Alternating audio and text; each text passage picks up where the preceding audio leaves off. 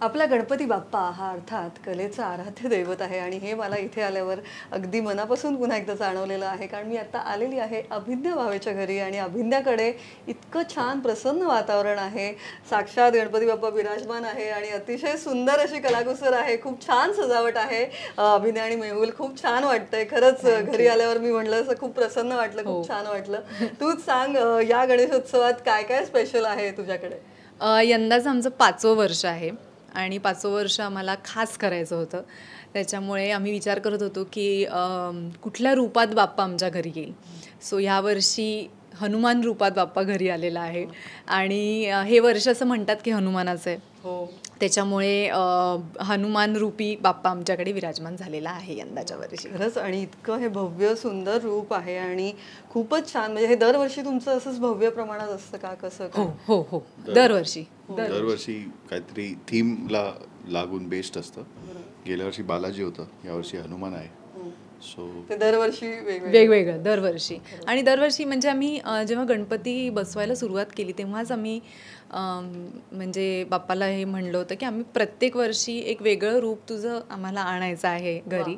तर त्याच्यामुळे आमची 5 वर्ष तर आता आम्हाला छान छान सुचले. आता पुढल्या वर्षी पुढल्या नाही, थीम खूप आहे डोक्यात. पुढल्या वर्षी पण असंच काहीतरी भव्यच दिसेल. हे सगळं मेहुलचं हे मेहुल. असतं? अच्छा. कम्प्लिटली. काय नाही, जसंही मगाशी म्हणाली, ही थीम यासाठीच ठरवली होती कारण हे वर्ष शनीचं आणि हनुमानाचं असं मानलं जातं. त्यामुळे हनुमानाची थीम करायचं असं ठरवलं होतं. आणि तशी म्हणजे जसे आम्ही विचार करत गेलो तसं तसं ते होतही गेलं. आणि दॅट्स हाव. आता ते बघताय ते तुम्ही, आमची वर्षभराची मेहनत आहे. हो, म्हणजे याच्यामागे बरेच महिने काम चालू असतं. काम म्हणजे थिंकिंग क्रिएटिव्हली कसं करायचं, कसं बसवायचं हे तर चालूच असतं. तसं काम 3 महिने आधी चालू होतं. गुढीपाडव्याला मूर्ती कन्फर्म होते, रूप कन्फर्म होतं, थीम कन्फर्म मूर्तीही होते. इतकी सुंदर आहे. म्हणजे तेही खूप आधीपासून. हो, 3 महिने आधी. म्हणजे गुढीपाडव्याला एक कन्फर्म मूर्तिकाराबरोबर एक ठरतं की त्यांच्याशी बोलणं होतं आणि मग काय थीम आहे त्यांच्याशी 1-2 थीम बरोबर डिस्कशन केल्यानंतरच ते एका थीमला. आणि हा साईज पण ठरलेला असतो. उंची एवढीच असते, 20 इंच. ती वाढत नाही. आणि शॅडोची मूर्ती. हां.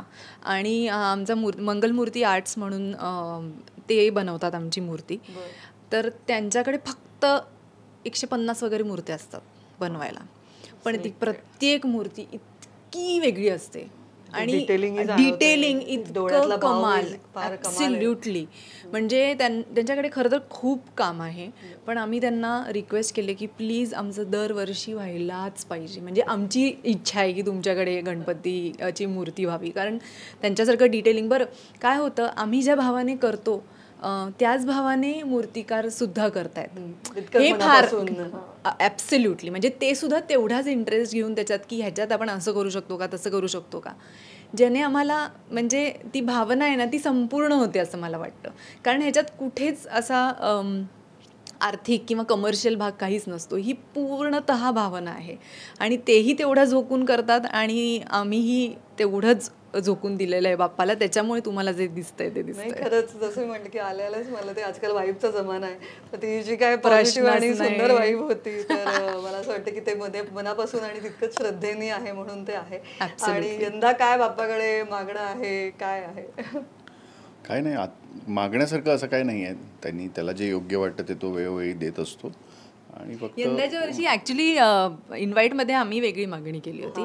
आम्ही की आम्ही असं म्हणलं होतं की तुम्ही मोदक पेढे बाप्पासाठी जे आणताच ते आणाच, पण आमच्या 4 पायांच्या आमच्या मित्रमैत्रिणींसाठी छान काहीतरी कॅट फूड, डॉग फूड तुम्हाला जमलं तर तुम्ही ते घेऊन या. आणि तुमची इच्छा असली तर ऑफकोर्स. कारण म्हणजे आमचा असा विचार होता की बाप्पाच्या आशीर्वादाने एक अजून वेगळ्या माणूस म्हणून नाही पण एखाद्या प्राण्याला सुद्धा त्याचा आशीर्वाद मिळेल जेवणाच्या रूपाने. Why not. आणि मी भयंकर आणि मेहुल सुद्धा भयंकर प्राणीप्रेमी आहोत. आणि फक्त कुत्रे आणि मांजर असे नाही, आम्हाला प्राणी हे भयंकर आवडतात. कारण मला असं वाटतं की ते खूप बाप्पाच्या जवळचे आहेत. बाप्पाकडे म्हणजे त्यांच्याकडनं भावना बाप्पाकडे लगेच पोहोचतात. त्याच्यामुळे माझी आणि मेहुलचे खूप आवडता हळवा स्पॉट आहे तो. भयंकर भयंकर. आता आम्ही शेरूला सुद्धा पाहिलं इकडे वावरताना, तेव्हा रस्त्यावर असतो. हो, तो अगदी बाहेर छान राखणी करत होता आणि हक्काने येऊन जातो तो घरात. तसा तो फ्रेंडली आहे शेरू, आणि तो स्टे डॉग आहे, तो घराबाहेर असतो. खरा आमचा घरातला कुत्रा असता तर मला वाटत नाही आपण हे सगळं बोलू शकलो. चुजी आहेत आमचे भयंकर. त्यांचं नाव आहे आहो. तो डॉग लवर आधीपासूनच नाही नंतर हो, मेहुलकडे अनुजाची मफिन आहे, तिच्यामुळे मला म्हणजे मी कुत्रा कसा सांभाळायचा किंवा त्यांचं काय टेम्परमेंट असतं हे मला कळलं आणि तो लळा लागला. तिथपासून जी सुरुवात झाली ते त्याची भर मेहुलमुळे आहोमुळे. 25-30 वर्ष कुत्रा नेहमीच होता आणि लहानपणापासून. हिला आय थिंक लॉकडाऊन पासून सवय लागली. जिकडे ही राहत होती तिकडे लॉकडाऊन मध्ये त्यांना जेवण देणे दिवसात एकदा दोनदा, मग कुत्र्याला देण्यापासून सुरुवात झाली, मग मांजरीलाही सुरुवात झाली, तेव्हापासून ते तिचं चालू झालं. आणि फक्त जेवण नाही, मग त्यांची मनोभावे सेवा अख्खी, म्हणजे त्यांच्या हेल्थपासनं ते सगळंच ची रिस्पॉन्सिबिलिटी माझी. कारण मला असं वाटतं की बाप्पा हा नेमतो आपल्यासाठी, प्रत्येक माणसासाठी त्यांनी काहीतरी कार्य नेमलेलं आहे. आणि मला असं वाटतं की माझ्यात कुठल्याही जनावराची सेवा हा भाव माझ्यात त्यांनी नेमलेला आहे आणि मी त्याची जी इच्छा आहे त्याला मी पूर्णपणे मान देऊन ते सगळं झोकून अगदी करते. फारच गोड आहे खरंच. म्हणजे तू इतकं मनापासून ते सांगतेस त्यातच कळतंय की तुझं ते प्रेम फार आहे आणि छान गोड आहे. आणि अर्थात यावर्षी अजून एक छान आहे, बाप्पानी आशीर्वाद तर कायम आहेच, पण यंदा एक मालिकाही छान सुरू झालेली आहे. इंटरव्ह्यू पण झाला आपला इंटरव्ह्यू झाला लेटेस्ट, तोही जोरात चालतोय आणि मालिकाही तितकीच जोरात चालते. त्यामुळे ते आणि हे मग काय शूटिंगला सध्या 2 दिवस पूर्ण बंदी. 2 दिवस सुट्टी एकदम. हो पूर्णपणे सुट्टी. कारण मी म्हणलं की आमच्या घरी खूप ये जा असते लोकांची आणि ते 2 दिवसच मिळतात. मला असं वाटतं की बाप्पा म्हणतो की तेवढे दिवस मग माझ्यासाठी राखीव ठेवा, आणि तेवढं मला असं वाटतं कामातनं आपण काढून काहीच हरकत नाही आहे. त्याच्यामुळे आमच्याकडनं सुद्धा, म्हणजे आमच्या प्रोडक्शन हाऊसकडनं सुद्धा 2 दिवसाची सुट्टी दिली गेली. मला छान सगळ्यांना अटेंड करता आलं आणि सगळ्यांबरोबर गप्पा मारता आल्या आणि हे अनुभवता आलं. त्याच्यामुळे मजा 2 दिवसाची का होईना पण माझी मजा असते. पण आपण जसं आपण दरवर्षी गणेशोत्सवात कुठेतरी हा विचार करतो, कारण अर्धवर्ष संपत आलेलं असतं, त्यामुळे या वर्षाने काय दिलं किंवा असं एक कुठेतरी नकळत मनात यायला लागतात हे विचार. तसं या वर्षी तुला बाप्पाने काय दिलं, काय वाटतं? मला असं वाटतं की ह्या वर्षी बाप्पाने मला पेशन्स कसा ठेवायचा हे शिकवलेलं आहे. कारण प्रत्येक वर्षी मी, म्हणजे जसं तू म्हणतेस तसं आपण वर्षाचा एक आढावा घेतो ना, की तुला सर्वात जास्त तुझी परीक्षा कुठल्या बाबतीत घेतली जाते, तर माझ्या पेशन्सच्या बाबतीत खूप ह्या वर्षी परीक्षा. आणि एका फील्डमध्ये नाही आहे, म्हणजे फक्त प्रोफेशनली नाही, पर्सनली नाही, सगळ्याच बाबतीत, की आपल्या ज्या इच्छा असतात त्या काय म्हणतो आपण त्याला, थोडंसं डिले करून तुझा एक पेशन्स चेक होतो ना, की तू ठेवू शकतेस का, तुझ्यात ते आहे का मुळात. मला असं वाटतं ती टेस्ट असते की ते तुला किती हवं आहे, एखादी गोष्ट तुला किती हवी आहे. आणि ते मला ह्या वर्षी तर देवाने 100% शिकवलेलं आहे. आणि त्याच पेशन्सने आणि तेवढ्याच प्रामाणिकपणे आम्ही हे जे उभारलं आहे ते तेवढ्याच प्रामाणिकपणे केलेलं आहे सगळं. आणि माझ्यापेक्षाही जास्त ह्या सगळ्याचं क्रेडिट मेहुलला जातं, कारण मेहनत तर आहेच, पण 1.5 दिवसात हे सगळं जे 6-7 दिवसात केलेलं आहे ते अगं 1 तासात सगळं खाली येतं. किती म्हणजे ह्यांची खरंच कमाल आहे. आपल्याला कसं होतं की एकदा सिरियल बंद होणार असेल तर आपल्याला किती वाईट वाटतं, किंवा एखादा प्रोग्राम म्हणजे तुझे सहकलाकार असतील ते बंद होणार असेल तर आपल्याला वाईट वाटतं. मला असं वाटतं सेम काहीतरी त्यांनाच वाटत असेल ना. म्हणजे 7 दिवस तर ते नुसतं ॲक्च्युअल काम चालू असतं बाहेर, पण एक 6-7 महिने एक दिवसभर आपल्या एक ऑफिसची कामं आणि ह्याच्या कामाच्या मागे हा एक थॉट कंटिन्युअसली डोक्यात असतो की ऑगस्टमध्ये बाप्पा येणार आहे, काय करायचं आहे, कसं करायचं आहे, मग हे करूया का, ते करूया का. कामाच्या मध्ये वेळ घेऊन कुठे काहीतरी रिसर्च करायचा, काहीतरी शोधायचं, कुठे काहीतरी रेफरन्सेस शोधायचे, काहीतरी आणि काय बेटर करता येईल गेल्या वर्षीप्रमाणे कम्पॅरिझन. आणि प्रत्येक वेळेस म्हणजे हे पण आता मी ॲक्च्युली स्वतःसाठीच एक खूप कॉम्पिटिशन क्रिएट करतोय आणि हे एव्हरी टाइम, कारण प्रत्येक वेळेस लोक येणार, म्हणजे खरी कॉम्पिटिशन नाही पण एक प्रत्येक वेळेस दरवर्षी लोक जे येतात नातेवाईक त्यांचं पण एक असतं की मेहुल मग पुढल्या वर्षी काय नवीन, त्यामुळे पुढल्या वर्षी काय नवीन तर मी ते फार चॅलेंजिंग घेतो की नाही काहीतरी आता पुढल्या वर्षी आपण नवीन काहीतरी दाखवायला पाहिजे. आणि मला असं वाटतं की इकडे येणारा प्रत्येक व्यक्ती फक्त डेकोरेशन असं नाही, पण तो एक जी इमोशन क्रिएट होतं ना एंट्रीच्या वेळेलाच, ते महत्त्वाचं आहे. अगदी म्हणजे त्या एंट्रन्स म्हणजे एंट्रन्स पासनं तुम्हाला जे एक आपण म्हणतो ना खूप सात्विक आणि खूप स्पिरिच्युअल असं एक इमोशन जे येतं ते महत्त्वाचं आहे. आणि मला असं वाटतं ते करण्यासाठी ही झटपट आहे, कारण ह्याच्यात तुम्ही खूप व्यापात असता, खूप आपलं ट्रॅफिक असतं, पाऊस पडतोय आणि आल्यावर जे तुम्हाला शांतता आणि पॉझिटिव्हिटी वाटते ना, that is what we want to share with people, की we want to make a positive change in people's life. आणि ते जर का 1.5 दिवसाच्या निमित्ताने होत असेल तर आम्ही सेवक आहोत. मग आम्ही ते अजून उत्तम करत जाऊ दरवर्षी, कारण आमचा भाव तोच आहे की एक छान आणि पॉझिटिव्ह भावना लोकांपर्यंत जे घरी येतात त्यांच्यापर्यंत पोहोचावी आणि प्रेक्षकांपर्यंत पोहोचावी. आणि मग आता मी मेहुलला विचारते हा प्रश्न की विसर्जन झाल्यावर काय वाटतं? हा, थँक्यू मेहुलला विचारल्याबद्दल. खूप काहीतरी चुकल्यासारखं वाटतं आणि काहीतरी एकदम अचानक दिवसभराची एक 10 दिवसाची ॲक्टिव्हिटी डोक्यातनं एकदम अचानक बंद होते.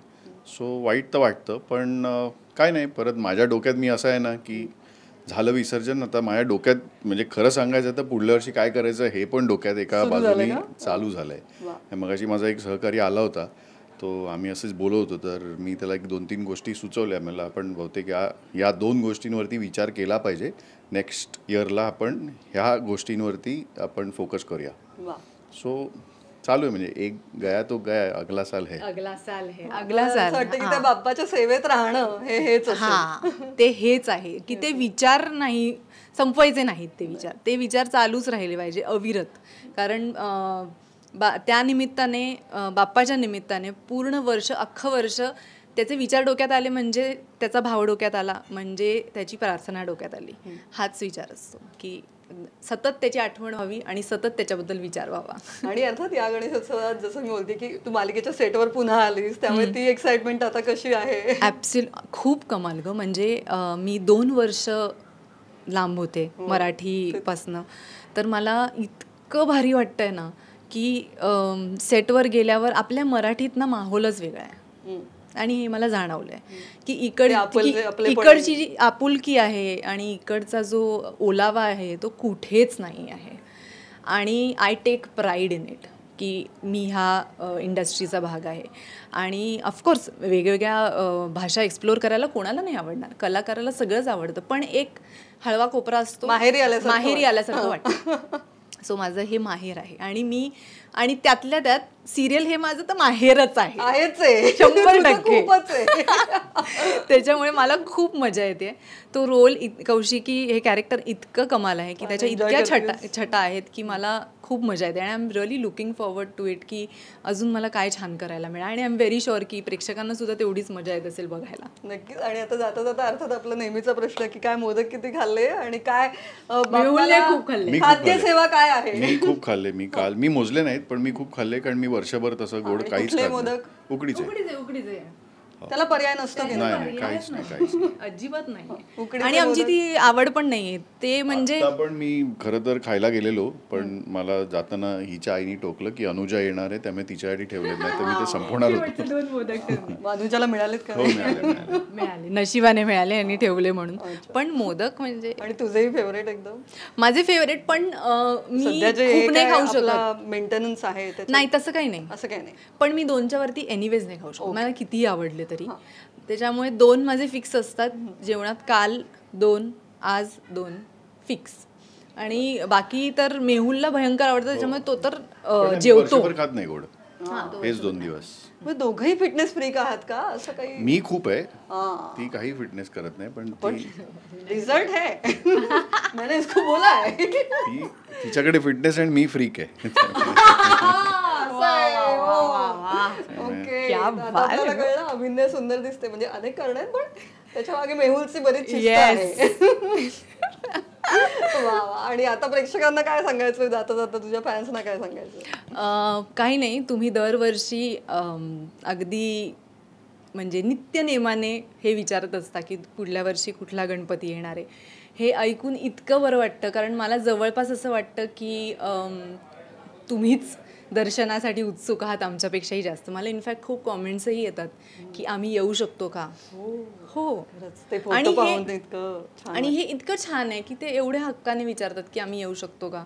तर मला असं वाटतं की म्हणजे ही भावना तुमच्यापर्यंत पोहोचते हेच खूप आहे. आणि तुम्ही जे प्रत्येक वेळेला आम्हाला प्रोत्साहन देत असता अजून अजून छान छान डेकोरेशन करायचे, आणि शिवाय मलासुद्धा एक कलाकार म्हणून तुम्ही जे प्रोत्साहन देता त्याच्याबद्दल खूप खूप धन्यवाद.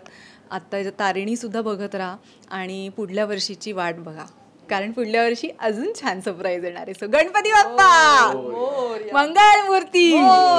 मेहुल, तुला काही सांगायचंय का प्रेक्षकांना? कॉम्प्लिमेंट्स येतात बऱ्याच, कारण पुढल्या वर्षीसाठी अशाच पद्धतीने याच स्केल आणि वन लेवल अप एक कुठली तरी थीम असेल. त्यामुळे नक्की आवर्जून थांबा आता 1 वर्ष, आणि मी नक्कीच काहीतरी नवीन देण्याचा प्रयत्न करीनच, ही माझी गॅरंटी.